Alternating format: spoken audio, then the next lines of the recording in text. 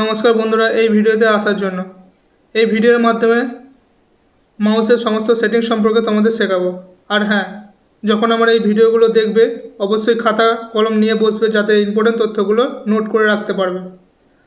যারা আমার চ্যানেলে নতুন এসছো তারা অবশ্যই সাবস্ক্রাইব করে নোটিফিকেশান বেলটি অল করে রাখবে, যাতে আমার আপলোড করা নতুন ভিডিওগুলো তোমাদের কাছে সহজে দ্রুত পৌঁছে যাবে। আর যদি কোনো কিছু অসুবিধা হয় বুঝতে, তাহলে অবশ্যই কমেন্টে জানাবে, আমি সাহায্য করব। তাহলে চলো আর দেরি না করে ভিডিওটি শুরু করা যাক। মাউসের সেটিং আমরা দুটি উপায়ে পেতে পারি। প্রথমত এই স্ক্রিনের সার্চ বারে ক্লিক করে এইখানে যদি কন্ট্রোল প্যানেল লেখা হয়, কন্ট্রোল প্যানেল, দেখো এখানে কন্ট্রোল প্যানেল বলে যে অপশানটা আছে, এখানে ক্লিক করার পর মাউস বলে অপশান পাচ্ছি। মাউস বলে অপশানে ক্লিক করলেই একটি মাউস প্রপার্টিসের ডায়লগ বক্স ওপেন হয়ে আছে। এই উপায়ের মাধ্যমে মাউসের সেটিংগুলো কাজ করতে পারি। বা সার্চ বারে মাউস সেটিং বলে লিখে, দেখো এখানে মাউস সেটিং বলে লিখলেও কিন্তু মাউস সেটিং আমরা করতে পারবো। মাউস সেটিংটা করার জন্য মাউস সেটিং অপশানে ক্লিক করলাম। এরপরে এই ডায়লগ বক্সটা ম্যাক্সিমাইজ করে বড় করে নেব। প্রথমে আমরা অপশান দেখতে পাচ্ছি primary mouse button. Primary mouse button বলতে মাউসে আমাদের তিনটে ক্লিক দেখতে পাই। প্রথম হচ্ছে লেফট ক্লিক, দ্বিতীয় স্ক্রল, আর তৃতীয় হচ্ছে রাইট ক্লিক। তাহলে এই প্রাইমারি মাউস বাটনে লেফট লেখা আছে, অর্থাৎ লেফট বলে অপশানটা লেখা আছে, অর্থাৎ প্রাইমারি বাটন হচ্ছে এখানে লেফট ক্লিকটা হচ্ছে প্রাইমারি বাটন।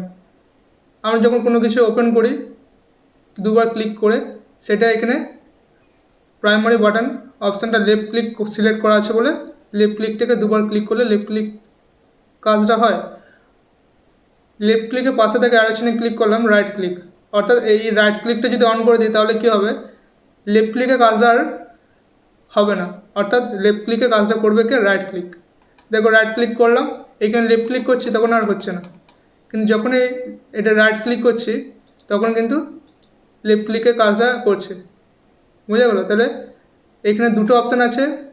লেফট ক্লিকটা কেউ যদি অফ করতে চাও তাহলে রাইট ক্লিক করতে পারো। তাহলে রাইট ক্লিকটা অপশানটা অন করলে কী হবে, আর লেফট ক্লিকে কাজ করার প্রয়োজন নেই। রাইট ক্লিকে তখন লেফট ক্লিকে কাজটা রাইট ক্লিক করবে। ঠিক আছে, এটা ডিফল্টভাবেই থাকুক। এরপরে অপশান আছে মাউস পয়েন্টার স্পিড, অর্থাৎ মাউস যে পয়েন্টারটা আছে যেটা মুভ করছি সেই স্পিডটা তুমি যদি আরও কমাতে চাও তাহলে কী করতে হবে, এইদিকে ড্র্যাগ করতে হবে। যদি বাড়াতে চাও তাহলে কী করতে হবে, এদিকে ড্র্যাগ করে বাড়াতে হবে। যেমন দেখা উপরে নাম্বার শো করছে 11, 12 করে।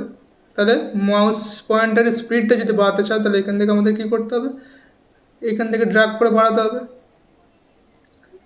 এরপরে অপশান দেখতে পাচ্ছি স্ক্রলিং অপশানের মধ্যে roll the mouse wheel to scroll এই অপশানটা আছে।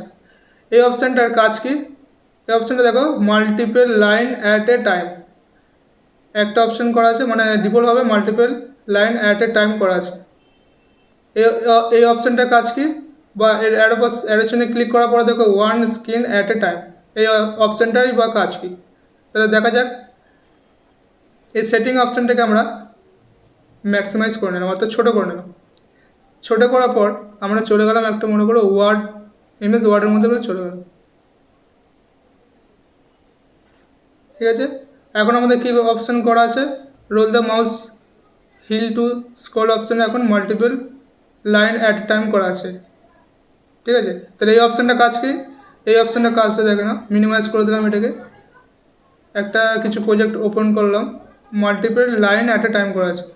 দেখো যখন এটা স্ক্রল করছি মাউস পয়েন্টারটা মনে করো এইখানে প্যারাগ্রাফের প্রথম লাইনে রাখছে, স্ক্রল করলে কী হচ্ছে, একদম 3 নম্বর লাইনে চলে আসছে।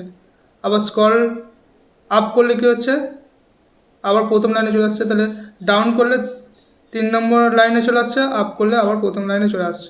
তাহলে এই হচ্ছে মাল্টিপল লাইন অ্যাট এ টাইমে কাজ, অর্থাৎ যখনই তুমি একটু স্ক্রল করবে 3টে লাইনের পরে স্ক্রল বারটা চলে আসবে। এই হচ্ছে multiple line at a time এই অপশানটার কাজ। এর পরের অপশানটা হচ্ছে যে one screen at a time.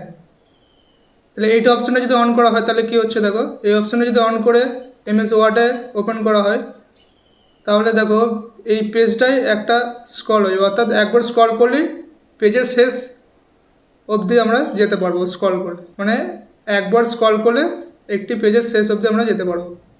R multiple line at a time কী হচ্ছিলো, একবার স্ক্রল করলে একবার স্ক্রল করলে 1 নম্বর লাইন থেকে একদম 3 নম্বর লাইনে পৌঁছে যাচ্ছিল। আর ওয়ান স্ক্রিনে অ্যাট এ টাইম করলে কি হচ্ছে, একবারে একটা পেজ স্ক্রল করতে পারছি। ঠিক আছে, এই হচ্ছে এই দুটোর মধ্যে পার্থক্য। এরপরে দেখো lines to scroll at a time, এই অপশানটা এখন বন্ধ হয়ে আছে। এটা অন করার জন্য কী করতে হবে, multiple line at a time করতে হবে। মাল্টিপল লাইন দেখো একটু আগে আমরা কী করছিলাম, যখন স্ক্রল করছিলাম 3টে লাইন পর্যন্ত স্ক্রল বার পর্যন্ত পৌঁছে যাচ্ছিলো। তুমি যদি এটা আরও বাড়াতে চাও, অর্থাৎ 4 লাইন বা 5 লাইন এরকম করে ম্যাক্সিমাম হচ্ছে 100 লাইন যদি করতে চাও তাহলে এটা বাড়াতে হবে। আমরা এখানে ডিফল্টভাবে 3ই রাখছি, অর্থাৎ যখন তুমি স্ক্রল করবে প্যারাগ্রাফে 1 নম্বর লাইন থেকে 3 নম্বর লাইন তুমি পৌঁছে যাবে। আর এই অপশানটা কখন অ্যাক্টিভ থাকবে, যখন তুমি multiple line at a time অপশানটা সিলেক্ট করে রাখবে। এরপর আছে স্ক্রলিং ডাইরেকশান, অর্থাৎ যে মাউসের স্ক্রল বারটা আছে আমরা সাধারণত ডিফল্টভাবে কী করা থাকে, উপর থেকে নিচে দিয়ে টানি, অর্থাৎ উপর থেকে নিচে দিয়ে টানি, তাই তো। কিন্তু এইখানে দুটো অপশান আছে, তুমি যদি মানে নিচে থেকে উপর দিয়ে টানো, অর্থাৎ ডাউন করলে কী হবে, নিচেতে উপর থেকে নিচে টানতে হবে। আর ডাউন মোশন স্ক্রলস আপ করলে কী হবে, নিচে থেকে উপর দিয়ে তুমি স্ক্রল বার করলে সেই কাজটা। তাহলে এই হচ্ছে মাউসের সাধারণ সেটিং।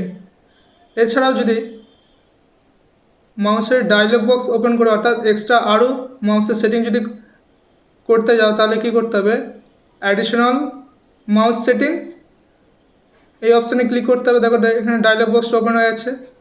এছাড়াও এই ডায়লগ বক্সটা আরেকটু উপায়ে ওপেন করা যায়, সেটা একটু আগে দেখালাম। সেটা কী ছিল, সেটা ছিল কন্ট্রোল প্যানেল ওপেন অপশানটাকে নিয়ে আসতে হবে।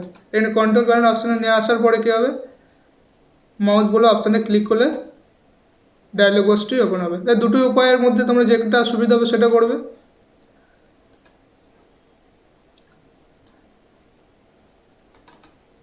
এবার দেখো এখানে ডায়লগ বক্সটা ওপেন করার পর কিন্তু মাউসের আরও অনেক সেটিং আছে। যেমন প্রথমে হচ্ছে যে বাটনস অপশানের মধ্যে আমরা প্রথমে যে অপশানটা দেখতে পাচ্ছি, switch primary and secondary buttons. এখানে কি বলেছে অপশানটাতে, এটা আমাদের কি অফ করা আছে, ডিফল্টভাবে কি অফ করা থাকে।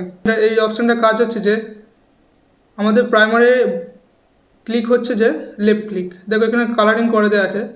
যদি এই লেফট ক্লিকের কাজটা তুমি না করে রাইট ক্লিকে করতে চাও, অর্থাৎ লেফট ক্লিকের কাজটা যদি রাইট ক্লিকে দিয়ে করাতে চাও তাহলে এই অপশানটা অন করতে হবে। দেখো একটু পরে দেখো কালারটা চেঞ্জ হয়ে যাচ্ছে। যখন এই চেকবক্সটা উঠে দিচ্ছে তখন কী হচ্ছে, ঠিক আছে। তাহলে যখন লেফট ক্লিকের কাজটা রাইট ক্লিককে দিয়ে করাবে তখন এই বক্সটাকে অন করতে হবে। তখন আর ক্লিক করলে কিন্তু আর হচ্ছে না, দেখো এটাকে রাইট ক্লিক করতে হবে। এরপরের অপশান হচ্ছে ডবল ক্লিক স্পিড, অর্থাৎ আমরা যখন কোনো কিছু ওপেন করি, কোনো ফাইল ফোল্ডার, তার একটা স্পিড থাকে, অর্থাৎ কতটা দ্রুত গতিতে তুমি বা ক্লিক করে ও ফাইল বা ফোল্ডারটাকে ওপেন করছো। তো আমরা এখানে কি করতে পারি, এই স্পিডটাকে যদি কমাতে চাই তাহলে কমাতে পারি, বাড়াতে চাইলে অর্থাৎ ক্লিকের স্পিডটা বাড়াতেও পারি। এর পরের অপশান হচ্ছে যে ক্লিক লক। আমরা যখন কোনো কিছু ফাইল ফোল্ডারটাকে ক্লিক করে ড্র্যাগ করে থাকি, যেমন মনে করো এখানে এক্সেল বলে যে আইকনটা আছে, এটা আমরা ক্লিক করে আছি, যখনই ছেড়ে দিচ্ছি তখনই কী হচ্ছে, অন্য পজিশনে চলে যাচ্ছে বা সিলেক্ট পয়েন্টারটা অফ হয়ে যাচ্ছে, ঠিক আছে।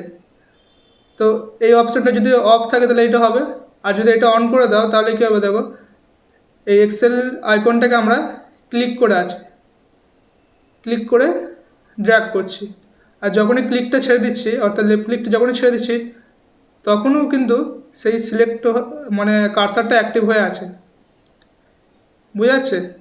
তাহলে যতক্ষণে ক্লিক করছে ততক্ষণে কী হবে, ফিক্সড হবে না। ক্লিক করলাম তাহলে আবার এখানে ফিক্সড হয়ে গেলো। আবার এই চেক বক্সটা অফ করে দিলাম, দেখো চেক বক্সটা অফ করে দিয়ে এক্সেলটাকে ড্র্যাগ করে ধরে আছি, যখনই ছেড়ে দিচ্ছি তখনই অ্যারো বাটনটা অর্থাৎ কার্সারটা কিন্তু আনঅ্যাক্টিভ হয়ে আছে, ঠিক আছে। আর এটা অন করে দিলে কী হবে, এক্সেলটা ক্লিক করে ধরার পরে ক্লিকটা ছেড়ে দিলেও কিন্তু তার ফলেও কিন্তু অ্যাক্টিভ হয়ে থাকবে। এর পরের অপশান হচ্ছে পয়েন্টার্স।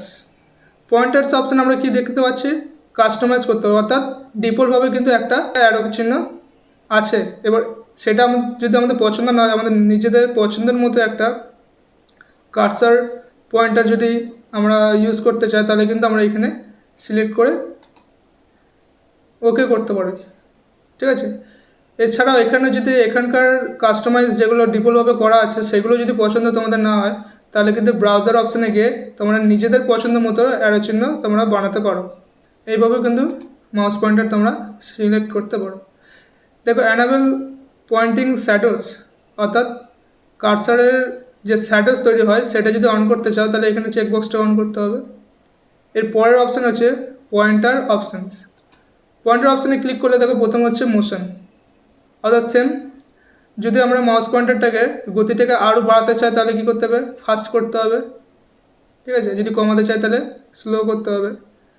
এরপরের অপশান হচ্ছে যে স্ন্যাপ টু।